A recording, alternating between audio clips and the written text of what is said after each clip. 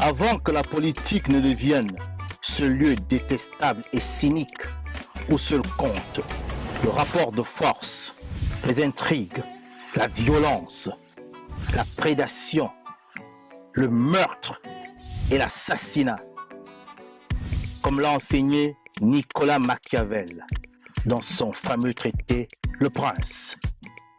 La politique était jadis portée par de nobles idées issues de la spiritualité osirienne, du fils de Ré, Osare, plus connu sous son nom grec, Osiris.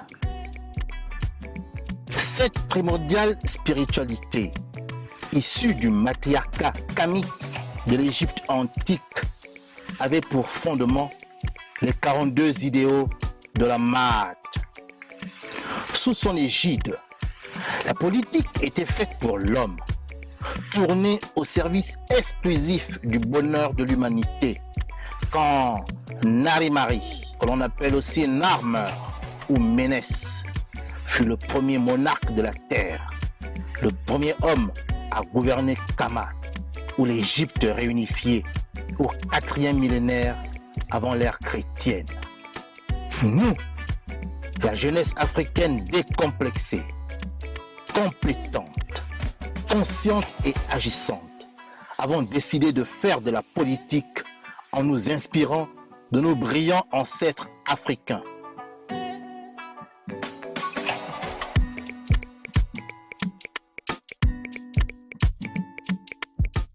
C'est pourquoi nous nous reconnaissons dans le visuel du logo du mouvement associatif, politique et international New Power, qui exprime clairement ces nobles idéaux. Privat Ngomo, bonsoir. Bonsoir et merci de m'avoir invité. Merci. Alors, je vous formule à l'orée de cette année nouvelle, donc comme je l'ai dit à l'entame, mes vœux les meilleurs pour vous, vos proches et votre famille, et surtout pour votre mouvement, le New Power. Merci encore d'être des nôtres. Je ne sais pas si vous me recevez, monsieur. Je vous reçois très bien. Merci à vous. Même question et donc même principe à monsieur Privat Ngomo du New Power. Merci de me donner la parole. Je vais d'abord présenter mes meilleurs vœux à Civican Média, à M.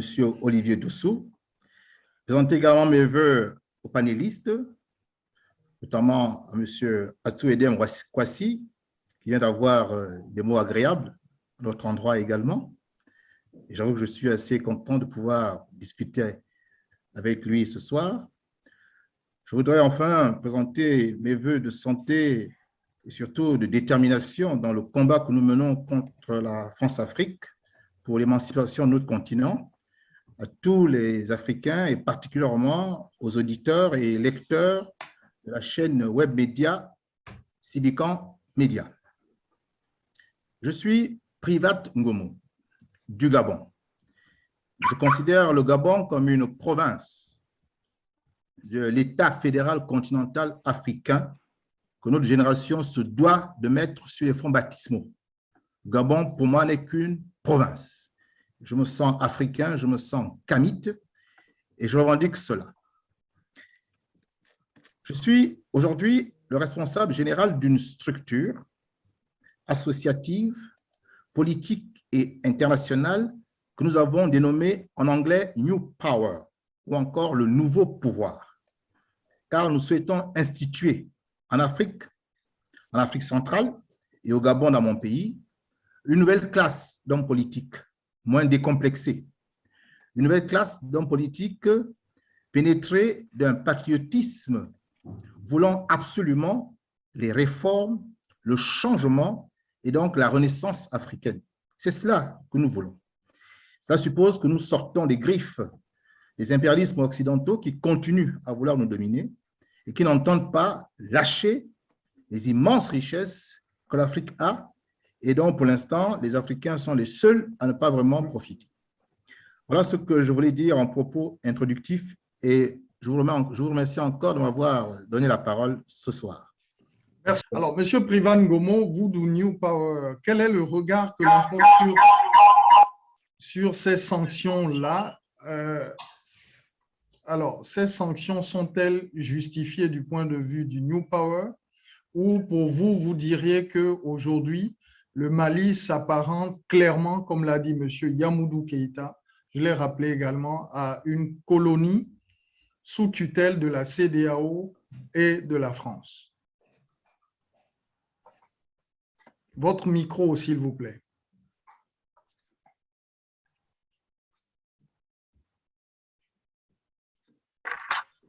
Oui, le micro était fermé, pardonnez-moi.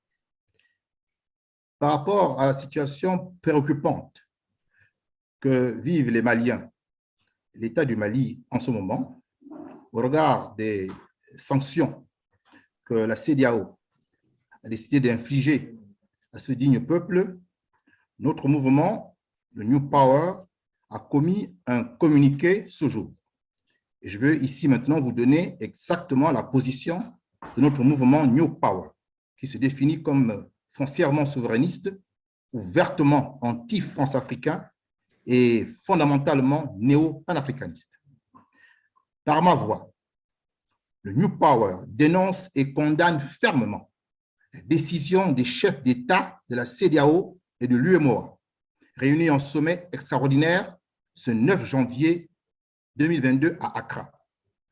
Le New Power s'indigne de cette honteuse agression faite au peuple frère et digne du Mali. Le New Power trouve lamentable l'existence de dirigeants africains vils et serviles, incapables de s'unir aux forces de progrès d'une Afrique nouvelle qui monte en puissance envers et contre tout. Le New Power assure le peuple malien et particulièrement les autorités de la transition de son soutien total et indéfectible. Le New Power en appelle au peuple, aux jeunesses de la sous-région et même d'Afrique pour dénoncer le comportement honteux et indigne de leurs dirigeants et leur exiger des comptes. Et enfin, je conclus là, le New Power en appelle à toutes les forces progressistes en Afrique et dans le monde pour dénoncer et condamner unanimement l'agression faite au Mali, car c'est un casus belli, une déclaration de guerre. Voilà ce que le New Power pense, voilà ce que nous pensons au sein de notre mouvement. Sur quoi vous fondez-vous aujourd'hui? Parce que la CEDEAO rappelle deux choses essentiellement, et là j'aimerais entendre les uns et les autres là-dessus.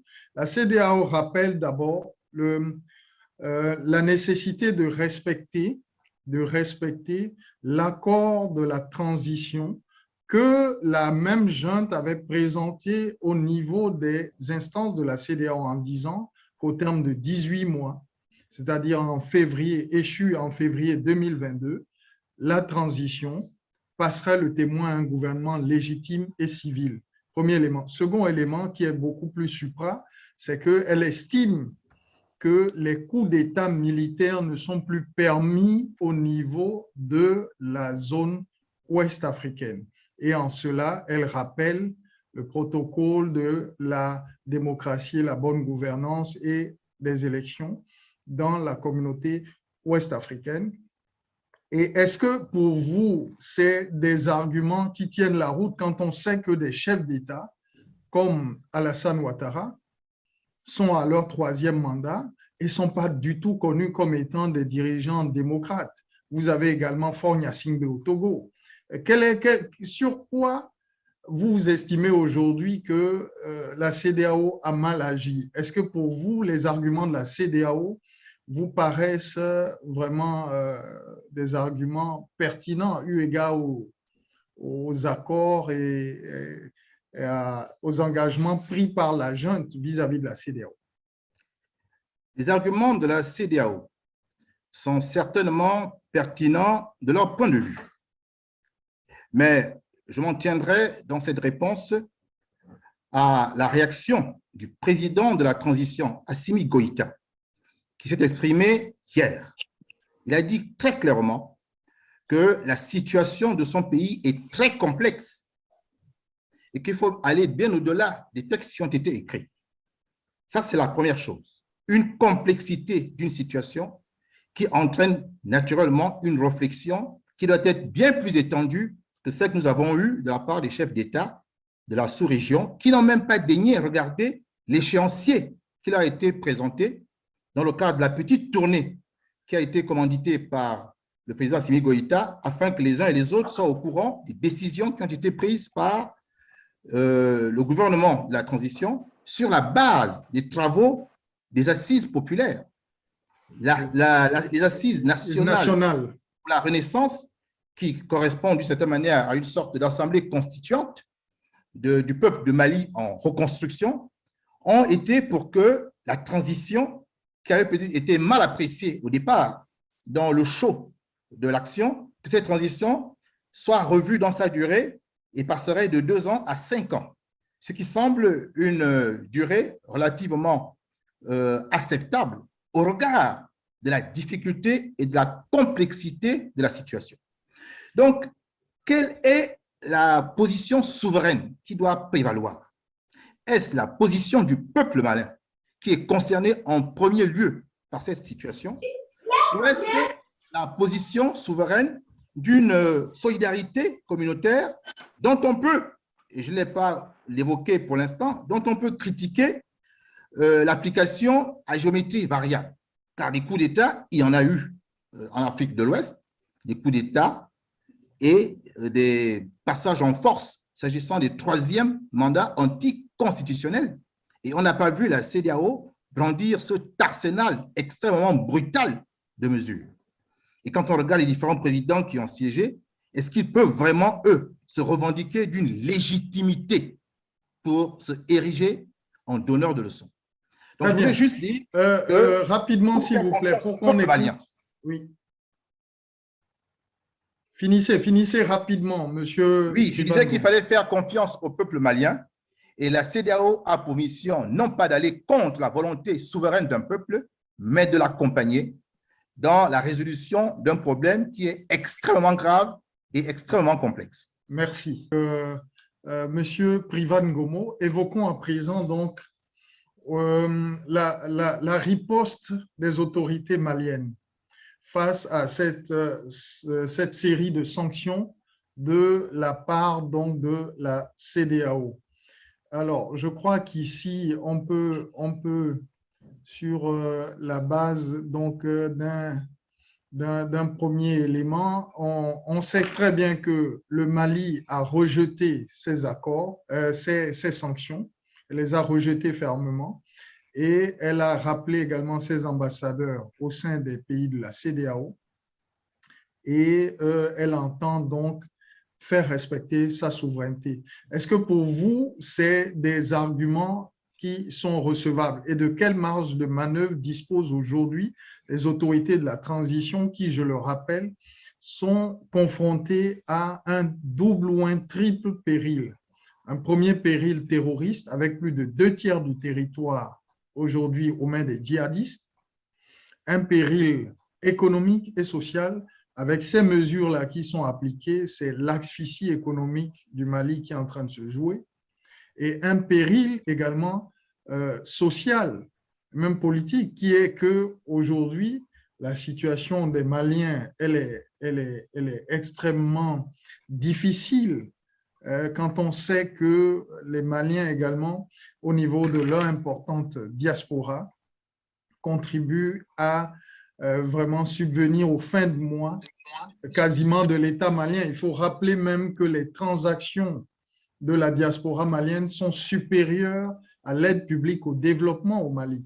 C'est-à-dire que l'envoi des migrants maliens est important. Et lorsque toute cette asphyxie financière et bancaire de la part de la CEDEAO, voire de la BCEAO, se déploie, est-ce qu'on n'est pas clairement en train de tuer clairement les Maliens?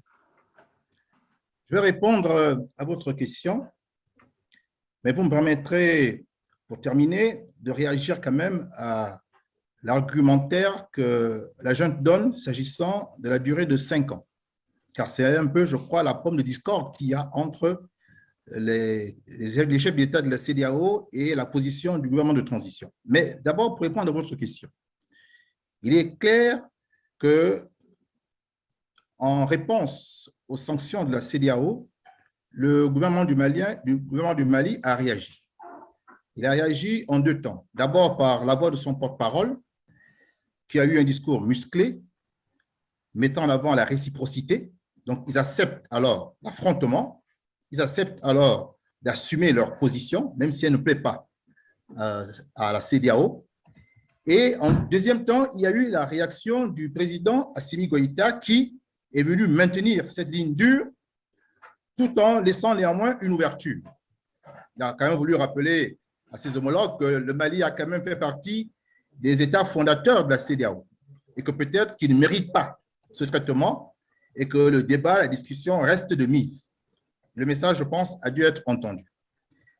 Il est clair que si le gouvernement du Mali adopte cette position de riposte et de courage, c'est parce que, comme il a dit, il a pris ses dispositions. On peut imaginer un pont aérien de solidarité qui va s'établir entre le Mali et l'Algérie, au moins pour ce qui est l'approvisionnement de certaines ressources, de certains biens. On peut imaginer que la Guinée, Conakry, de Mamadi Doumbouya, qui a pris position clairement pour le Mali, ne va pas respecter la fermeture des frontières et va continuer à travailler avec le Mali. Donc voilà déjà dans les pays frontaliers au Mali, ces États qui peuvent être des soutiens au Mali malgré la volonté de la CEDEAO de l'étrangler et de l'enfermer dans l'embargo. Mais il n'y a pas que la Guinée et puis l'Algérie qui peut venir en aide, en soutien au Mali. Il y a également l'Éthiopie qui peut jouer un rôle important. Mais l'Éthiopie est en guerre, M. Privan Gomo. Oui, mais l'Éthiopie est en guerre, mais sur le point de régler la guerre, sur le point de régler cette guerre, n'est-ce pas? Et l'Éthiopie ne va pas rester indifférente à un pays comme le Mali qui se bat également pour sa souveraineté, car l'Éthiopie a fait face justement à une tentative des impérialismes de le dominer. Donc, il est important que désormais, une souveraineté s'exprime entre tous les pays africains qui ont compris que la souveraineté nationale n'a aucun prix, qu'il faut se battre, et pas seul, et qu'il faut s'unir. Donc, quand l'Éthiopie sortira de sa guerre, de sa tentative de sécession avec le Tigré, ben certainement qu'il pourra apporter une aide, pour peu simplement que les Alors, autorités une dernière question dans ce registre-là. Est-ce qu'aujourd'hui, vu l'état de ce que j'ai rappelé, est-ce qu'aujourd'hui, les autorités de la transition ont les moyens de leur politique de confrontation ouverte contre la CEDEAO et ensuite, évidemment, contre, par effet domino, contre les Nations unies, contre l'Union européenne, contre les États-Unis? Je rappelle que ce soir, le département d'État américain a rendu un communiqué extrêmement dur vis-à-vis des autorités de la transition où elle saluait les décisions de la CEDEAO et elle demandait que véritablement la CEDEAO continue de corser l'addition vis-à-vis du Mali. Est-ce que les autorités de la transition aujourd'hui ont les moyens de leur politique d'affronter ouvertement dans une guerre ouverte contre la CEDEAO, contre les Nations unies en même temps, contre le FMI et la Banque mondiale, contre les États-Unis et j'en passe? Moi, je pense que oui. D'abord, le gouvernement de transition a pour lui la volonté et la détermination d'émanciper son pays. C'est un élément moral fort qu'il ne faut pas sous-estimer. Deuxièmement, la population malienne, le peuple malien qui a mené la révolution qui, il faut le dire, a été parachevée par le coup d'État qui dépose Ibrahim Boubacar Keïta. Donc, la jeune militaire est en phase avec le peuple malien. Voici le deuxième argument, un soutien populaire. Et les assises nationales de la refondation montrent bien que ce peuple est derrière le gouvernement de transition. Voilà pour ce qui est des arguments nationaux. J'ai parlé de la solidarité africaine à travers la Guinée, l'Algérie et j'ai donné l'Éthiopie. Mais je ne désespère pas que les pays qui sont dans le giron anglophone ou bien dans le giron lusophone, même si je n'aime pas trop cette catégorisation, vont certainement réagir dans les jours qui vont venir. Ils ne vont pas laisser la CEDEAO asphyxier un pays, un peuple qui ne fait que revendiquer sa souveraineté et sa véritable indépendance. Et enfin, qui est derrière aujourd'hui le gouvernement du Mali? N'est-ce pas certains pays du bloc de l'Est? La Russie n'a peut-être pas fait de déclaration. La Russie ne parle peut-être pas trop. Mais le style du président Vladimir Poutine, c'est d'agir, de poser des actes et d'avancer, quel que soit ce que la communauté internationale, en guillemets, en réalité, l'OCDE, l'OTAN, a à dire sur les questions qui concernent le Mali. Donc, il y a aussi, il faut le dire, le soutien que la Russie va apporter aux Maliens, non seulement sur les aspects logistiques et militaires, mais certainement sur d'autres aspects financiers et économiques. Il y a la Chine qui va peut-être être mise à partie, peut-être aussi l'Inde, peut-être le Brésil, peut-être le Venezuela, peut-être les pays qui ont une tendance, on va dire, du bloc de l'Est, ils vont certainement se rapprocher. Pour vous, merci Privan Gomo. On va écouter quelqu'un d'autre. Pour vous, clairement, le gouvernement malien de la transition, donc d'Assimi Goïta, doit aller clairement et poursuivre cette confrontation. Ils n'ont pas le choix. C'est cela le prix de la liberté, non seulement du Mali, mais également de toute l'Afrique francophone. Ce qui se passe au Mali est très important. C'est comme en 1954, lorsque la France a perdu la guerre d'Indochine. Eh bien, ce qui se passe au Mali, si le Mali réussit, eh bien, ce sera la fin de la décolonisation en Afrique francophone. Monsieur Privan Gomo, aujourd'hui, pour vous, quelles sont les conséquences au plan clairement géopolitique de cette guerre ouverte entre la CEDEAO, l'UEMOA, les Nations Unies, les États-Unis, la France, contre la transition? Quelles sont les conséquences clairement pour des pays de la CEDEAO? Prenons un cas comme le Sénégal qui aujourd'hui va en pâtir au niveau économique. 80%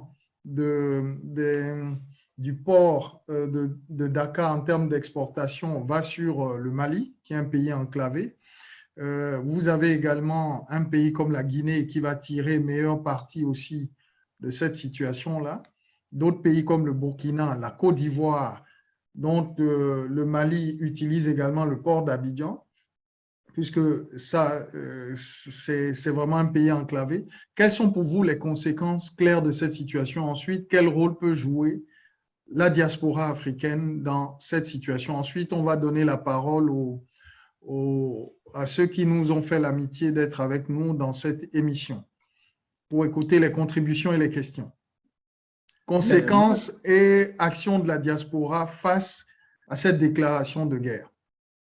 Mais moi, j'aurais volontiers cédé encore 2 minutes de mon temps de parole à mon frère Atou Edem Kwasi, car il développait des éléments fondamentaux.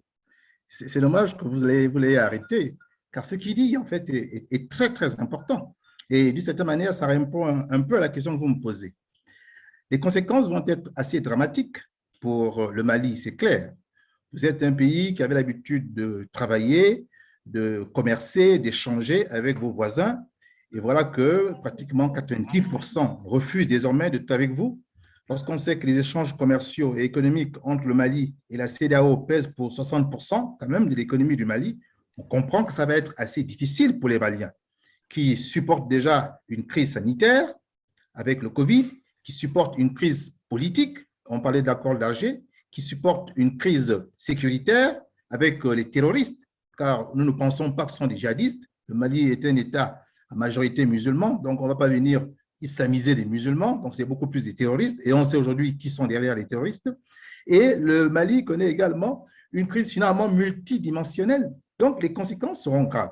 Mais ce peuple est un peuple fier, est un peuple courageux, qui s'est préparé à l'adversité et qui accepte la confrontation, parce qu'il sait qu'il peut compter sur la solidarité d'abord du peuple malien, c'est très important, et il y a une mobilisation qui va se faire autour du peuple malien. J'ai écouté avec beaucoup de plaisir le mot d'ordre lancé par Kémy Séba qui demandait que le 22 janvier, les Africains se manifestent, et je pense que c'est une très bonne chose. Il faut montrer à la CEDEAO, il faut montrer à ceux qui donnent instruction à la CEDEAO de faire des sanctions au Mali. Je pense donc à l'empire américo-européen. Il faut leur montrer que l'Afrique n'entend plus se laisser diriger par des entités étrangères qui utilisent des intermédiaires. Nous ne sommes plus dupes, nous voyons très clair dans leur jeu. Il faut donc nous mobiliser pour dire non, nous allons soutenir le Mali. Et enfin, la diaspora peut jouer un rôle important. Et comme M. Atou Edem Kwasi, je suis avec beaucoup d'attention le professeur Franklin Nyamsiwa Cameroun qui a dit qu'avec simplement 300 millions d'euros, la diaspora peut apporter un soutien au Mali et même permettre qu'ensuite des élections générales soient organisées grâce à l'argent que la diaspora africaine peut apporter. Il a dit ici 300 millions d'Africains pour une population d'environ 1 milliard et quelques. Si 300 millions d'Africains décident de donner chacun un seul euro ou bien un seul dollar, mais est-ce que vous voyez combien on pourra envoyer au Mali? Donc, la question financière ne se pose pas s'il y a une véritable mobilisation. Cette mobilisation ne peut se faire que lorsque une conscientisation désormais est présente dans les esprits. Cette conscientisation est la suivante. Nous n'acceptons plus que le monde entier se serve de nos matières premières, s'enrichisse sur notre dos et nous, on subit la misère. On ne veut plus cela. C'est ça la question de fond. Et je vais terminer en répondant à la question à laquelle n'a pas voulu répondre mon frère Yamadou Keïta. Qui sont les puissances derrière qui actionnent la CEDEAO? Et accessoirement, je vous ajouterai une autre question pour alourdir votre fardeau, cher Privan Gomo, en disant, est-ce que le Mali aujourd'hui doit sortir de la CEDEAO et battre monnaie, créer sa propre monnaie ici et maintenant, nous, comme on dit? Mais si le président Assimi Goïta propose le dialogue, après que son porte-parole ait eu une position relativement dure, je pense que c'est la dernière alternative. Parce qu'on ne dialogue pas avec des gens qui veulent vous assassiner. Car cet embargo, c'est une déclaration de guerre. La guerre, c'est tuer son adversaire. Donc, s'il n'y a aucune discussion, si la CEDEAO reste campée sur ses positions, alors il est clair que pour sa survie, le Mali n'aura pas d'autre choix que de sortir d'abord de la CEDEAO, de sortir de l'UEMOA et même de constituer sa propre monnaie, de battre monnaie, pour pouvoir maintenant avoir un commerce interne qui ne va plus dépendre des devises et des réserves qu'elle a à la BCEAO, puisqu'aujourd'hui, les différents avoirs ont été gelés. Donc, pour ma part, la conséquence logique, lorsqu'on ferme ces frontières aussi aux pays de la CEDEAO, lorsqu'on décide de rapatrier, de rappeler ces ambassadeurs et en même temps de faire partir ceux de la CEDEAO, comme le souhaitent les sanctions, la logique voudrait qu'en allant beaucoup plus loin, eh bien, on accepte de sortir aussi du franc CFA. Car qui est derrière les manigances de la CEDEAO? Mais c'est la France. La France a tenté plusieurs médiations. D'abord, elle a commencé par les intimidations. Après, elle a condamné. Et quand elle a vu que le taiseux, Assimi Goïta, continuait à avancer inexorablement vers son objectif, c'est-à-dire traiter avec d'autres partenaires, notamment… Et il faut rappeler dans le registre franco-malien aussi, donc de cette confrontation franco-malienne, c'est qu'il y a 3 semaines, les autorités françaises, donc par la voix de l'Élysée, avaient voulu vraiment se rendre à Bamako. OK, donc le président Macron voulait se rendre à Bamako pour célébrer la Noël en compagnie des soldats français dans les bases militaires, notamment de Gao. Mais les conditions drastiques qui ont été imposées donc, au protocole élyséen ou français par les autorités maliennes, les ont dissuadés de tout voyage au Mali. Parce que c'était une humiliation. Monsieur Dossou, il n'y a pas le caractère drastique. Macron souhaitait, corrompre l'opposition malienne avec 23 millions d'euros sur la table pour que cette dernière soutienne un mini-sommet de la CEDEAO qui allait se tenir à Bamako en présence du président Assimi Goïta. Et là, dans une conférence de presse à deux, il aurait été question que les présidents de la CEDEAO qui auraient été invités soutiennent l'idée que la transition prenne fin en février. Car dernière chose, ça on l'a bien compris. Une dernière chose, qui sont les pays qui sont les pays… Je vais terminer sur ce point pour dire que c'est la France qui est à la manœuvre. C'est la France qui est à la manœuvre, car elle est bien consciente que la présence des Russes au Mali signe son arrêt de mort pour ce qui est de son influence dans le précaré. Et je l'ai dit tantôt, quand je laissais entendre que ce qui s'est passé en Indochine en 1954 et qui a sonné le glas des colonies françaises, eh bien, est en train de se passer au Mali en 2022. Si la Russie réussit à mettre hors d'état de nuire les terroristes, si tout le territoire malien redevient un territoire contrôlé par les FAMA, comme la Syrie a été contrôlée totalement par les militaires syriens grâce aux Russes, cela va sonner une défaite cuisante militaire de la France qui, en 9 ans, n'a pas réussi à gérer la question donc, des terroristes et surtout va faire revenir en force la Russie. Merci, merci, Monsieur Privan Gomo. Cette fois-ci, c'est bien la chute. Vous interrompez vite, Monsieur Dossou. Il faut qu'on éclaire l'opinion. J'en appelle, chers amis, j'en appelle à votre sens de la concision. Monsieur Privan Gomo, en 3 minutes, s'il vous plaît. Je vais compter vraiment sur votre effort pour répondre à qu'est-ce que les peuples peuvent faire, premier élément. Second élément, alors, est-ce que vous êtes d'accord aujourd'hui, M. Assimi Goïta concentre trop de pouvoir entre ses mains et qu'il n'est pas du tout un démocrate, comme l'a dit M. Adama Touré, et qu'il faudrait revenir rapidement à la légalité démocratique. Je comprends parfaitement les préoccupations de M. Adama Touré lorsqu'il met en avant, d'une part, le caractère légitime du gouvernement qui doit travailler pour le compte de tout le Mali, et d'autre part, les principes démocratiques sur lesquels un État de droit doit s'ériger. Pour autant, je vais quand même relever la situation particulière, comme l'a dit mon frère Yamadou Keïta, que le Mali vit. Le Mali vit aujourd'hui une double guerre, une guerre d'abord avec les terroristes et la guerre qu'il a déclarée avec la CEDEAO. Il doit savoir que cette situation exceptionnelle, le Mali n'est pas le seul peut-être à connaître cette situation. Il faut regarder parfois un peu l'histoire. L'histoire en Afrique montre que le Ghana de Rawlings a eu besoin à un moment donné d'un militaire, comme Assimi Goïta, pour remettre de l'ordre dans la maison Ghana. Alors, que M. Adama Touré nous dise s'il est satisfait du temps que Rawlings a mis à la tête du Ghana pour le restructurer. Si on avait réduit le temps de la transition ghanéenne, est-ce qu'aujourd'hui, le président Akufo-Addo serait à la tête d'un pays aujourd'hui respectable du point de vue économique, démocratique et financier? C'est même Akufo-Addo aujourd'hui qui participe à infliger des sanctions au Mali, ce qui est paradoxal. Je veux aussi rappeler qu'en Europe, lorsqu'il y a eu la Deuxième Guerre mondiale, les militaires ont pris le pouvoir, à qui on a donné pratiquement les pleins pouvoirs et on a suspendu les institutions démocratiques. Souvenez-vous de Winston Churchill, qui a remplacé le Premier ministre civil Neville Chamberlain en 1940. On a fait les élections qu'après la Deuxième Guerre mondiale. Fallait-il les faire pendant la guerre au nom de la légitimité du gouvernement? Souvenez-vous de Philippe Pétain, qui a pris le pouvoir dans les mêmes périodes, 40-45. Et il a fallu que l'on prolonge le mandat des députés, car ils avaient été élus en 1936 et leur mandat prenait fin en 1940. Or, en 1940, il y a eu la guerre, on a prolongé de 2 ans. Et quand Pétain a pris le pouvoir, l'Assemblée nationale lui a confié les pleins pouvoirs. Et il a fallu attendre la fin de la Deuxième Guerre mondiale pour faire maintenant des élections et avoir un gouvernement légitime. De Gaulle, je termine là. De Gaulle, quand il prend le pouvoir en 1958, il fait les élections en 1965 seulement. Il s'est passé 7 ans pendant lesquels De Gaulle a été à la tête de la France. C'est également un militaire. Donc, je viens de vous montrer, mon frère Adama Touré, que devant certaines situations exceptionnelles, on a souvent recours aux militaires.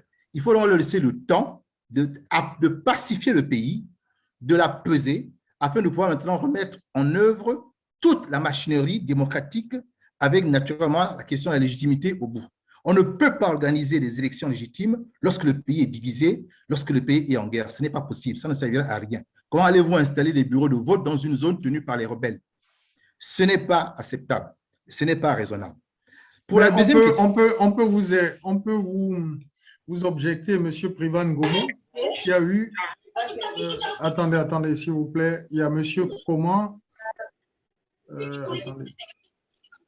On peut vous objecter tout simplement qu'il y a eu également dans un pays comme la Syrie, Bachar el-Assad a organisé de nouvelles élections et pourtant le pays était sous occupation djihadiste.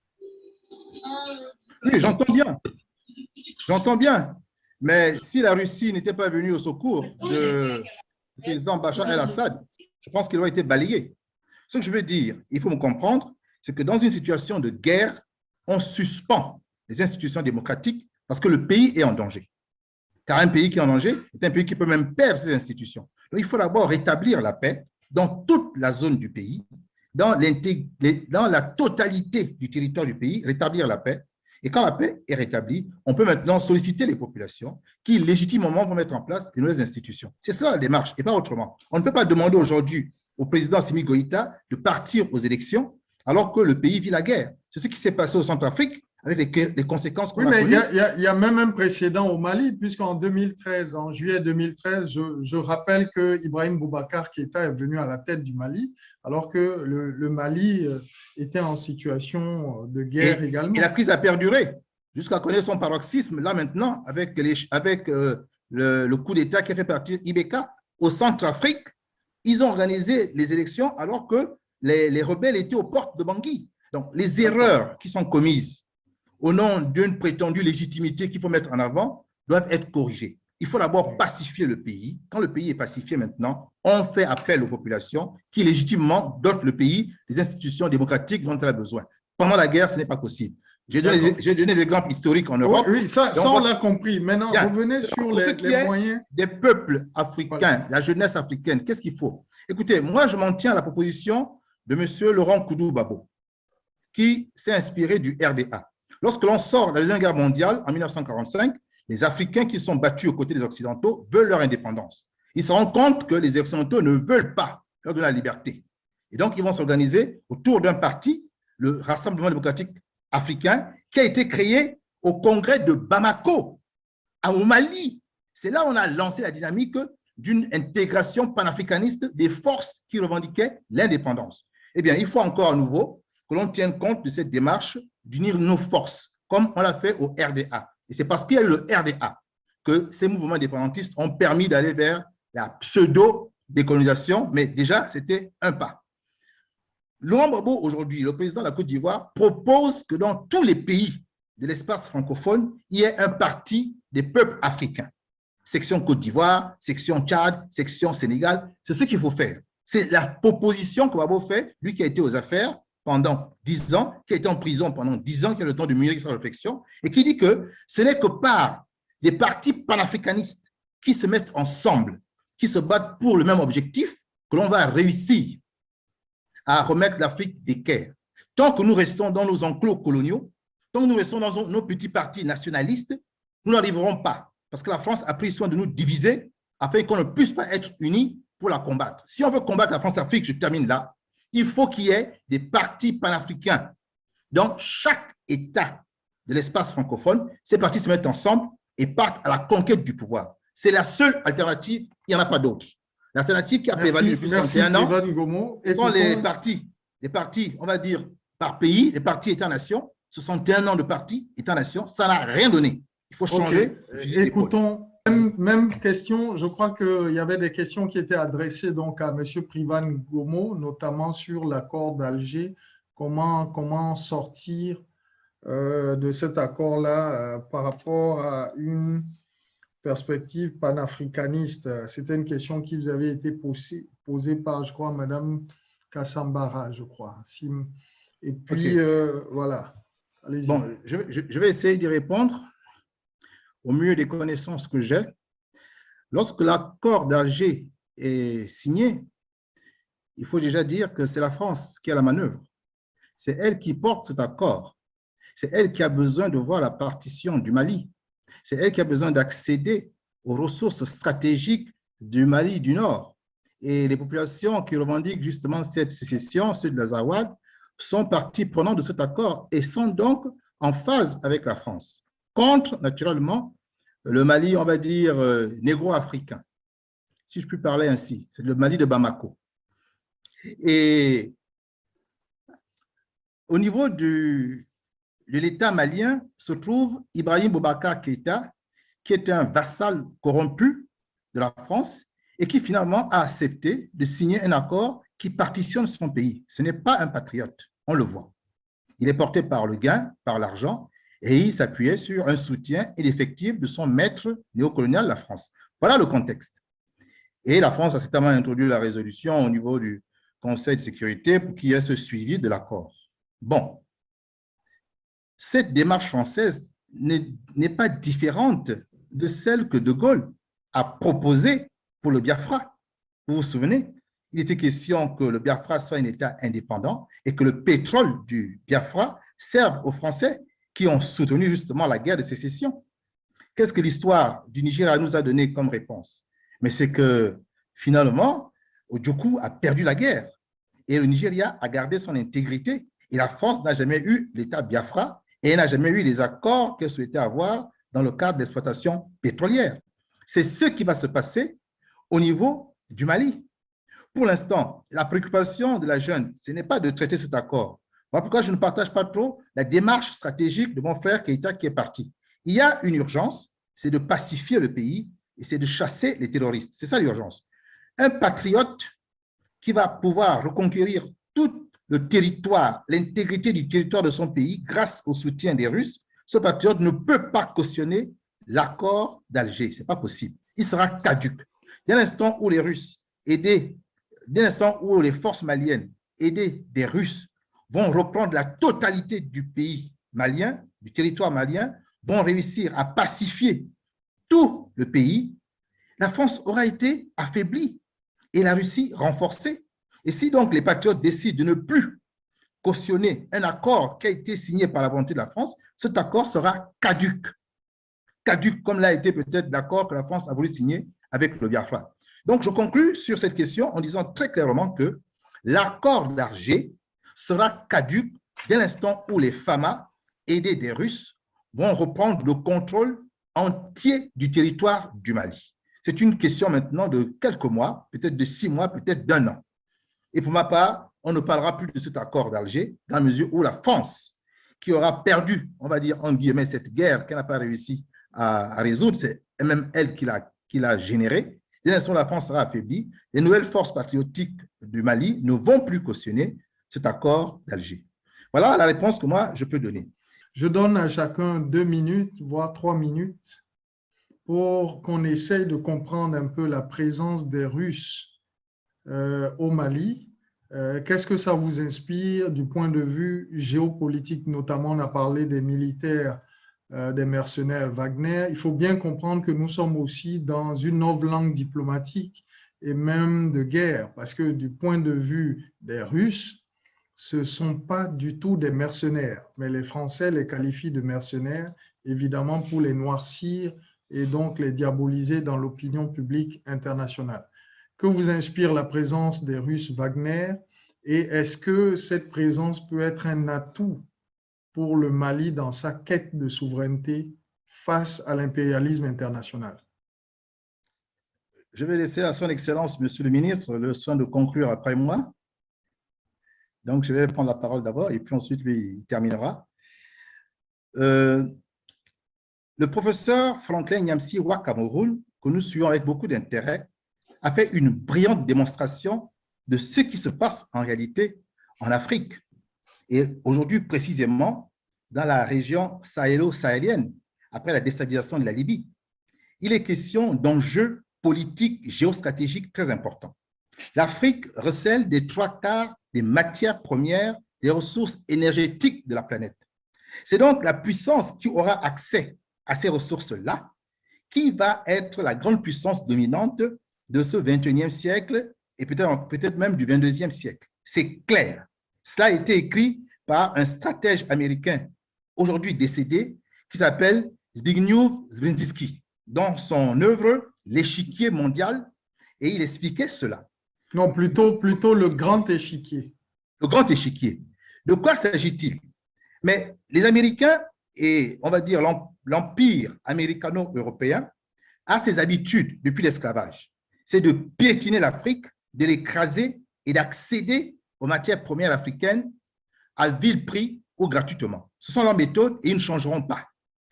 En face, il y a la Russie, la Fédération de Russie de Poutine, qui, après avoir évité son éclatement, décide maintenant de se repositionner sur la scène internationale en attaquant, en guillemets, les parts de marché de l'empire américano-européen, qui est symbolisé par l'OTAN, avec à sa tête les États-Unis. Donc, ces deux puissances, l'une le bloc de l'Ouest, l'autre le bloc de l'Est, convoitent l'Afrique, convoitent les richesses de l'Afrique.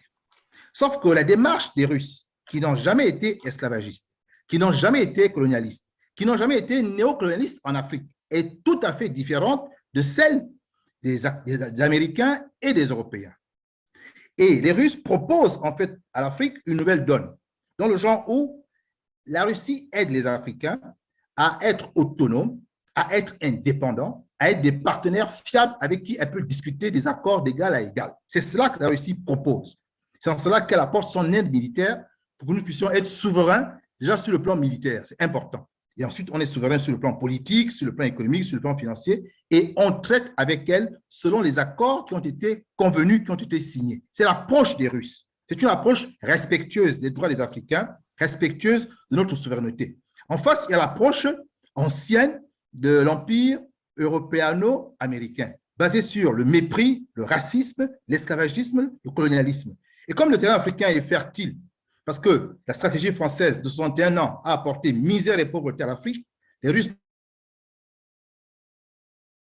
Donc, c'est une chance pour l'Afrique d'avoir ce partenaire multilatéral qui peut nous permettre de bouter dehors la puissance française. Je termine en rappelant que lorsque Cuba met dehors Fulgencio Batista, c'est grâce au soutien des Russes. Lorsque Mandela écrase l'apartheid, c'est grâce au soutien des Russes. Quand je dis Russes soviétiques. Lorsque Edouard Mondlane du Mozambique met à bas le Portugal, c'est grâce aux Russes. Lorsque Agostinho Neto, le MPLA en Angola, met à bas la puissance portugaise, c'est grâce aux Russes. Lorsque tous les pays anglophones africains se sont alliés à la puissance soviétique, ils ont bénéficié du soutien militaire et logistique qui leur a permis de véritablement être indépendants. Soutien que l'Afrique n'a pas eu parce qu'elle a refusé en 1958 les indépendances. Aujourd'hui, je termine là, le cas du Mali, je le répète, c'est le cas de l'Indochine de 1954. Dès l'instant où le Mali sera libéré, toute l'Afrique francophone le sera. C'est un processus irrémédiable. C'est la raison pour laquelle nous devons tous soutenir le peuple du Mali, soutenir la transition, soutenir le président Assimi Goïta, parce qu'il ouvre la voie à une véritable décolonisation structurelle en Afrique. Et donc, je ne peux que me réjouir d'avoir partagé cet échange intellectuel et politique avec mes frères africains. Cela témoigne que toutes les nationalités ici représentées sont de tout cœur avec les Maliens et souhaitent que la CEDEAO et ses maîtres impérialistes sortent vaincus du combat qu'ils ont osé mener contre le peuple malien et donc contre le peuple africain. Je vous remercie. Merci à vous, cher Privat Ngomo. Je ne sais pas si Privat veut nous lancer un dernier appel et peut-être M. Edematou, juste une seconde, pas plus. Un dernier appel? Oui, ou un dernier message de conclusion et puis c'est parti. Mais je veux d'abord dire toute ma joie d'avoir communié avec mes frères africains. Et comme disait Yamadou Keïta avant de partir, nous sommes à l'ère du numérique. Il y a de cela 30 ans, à l'époque de Thomas Sankara ou à l'époque de Patrice Lumumba ou à l'époque de Kwame Nkrumah, il n'était pas facile aux Africains de pouvoir échanger comme ça. Et donc, de multiplier finalement les facteurs d'élévation de conscience nationale, de conscience collective. Donc, je ne peux vraiment que me réjouir d'avoir discuté avec Delphine Morta, avec Aminata Kassambara, avec Somoti et Jangué Lotine pour nous parler, ou Lotin pour ne parler que des femmes, à qui je fais l'honneur ici de présenter mes hommages et de leur souhaiter les meilleurs vœux pour l'année 2022. Mais c'est vraiment un plaisir d'avoir pu échanger sur une question aussi importante. Pour la suite, je reste convaincu que la messe est dite, que la Russie, avec les FAMA, vont bouter les terroristes hors du Mali, que l'accord d'Alger sera caduc et que l'indépendance du Mali va signifier l'indépendance de l'Afrique francophone, que c'est la fin de la France-Afrique et que nous aurons heureusement un partenaire de poids comme la Russie pour nous aider vraiment à nous affranchir d'un joug qui n'aura duré que trop longtemps. Merci beaucoup à tous d'avoir été présents et merci pour votre patience et votre écoute.